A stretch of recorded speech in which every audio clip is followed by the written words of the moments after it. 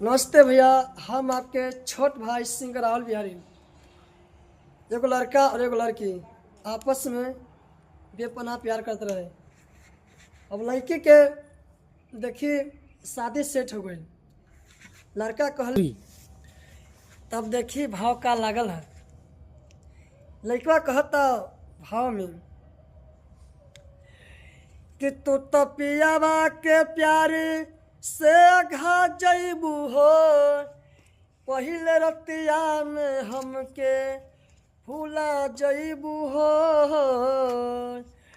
तू तो पियावा के प्यार से घा जैबू हो, अब पहले रतिया में हमके भूला जैबू हो। जाइला गबता झकबू के बारी से हो, जाइला गबता झकबू के बारी से।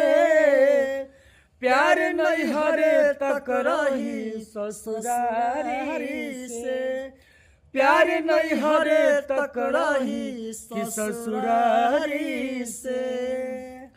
क्रिया खा के कहो ईमानदारी से, प्यार नहीं हरे तक रही ससुरारी से।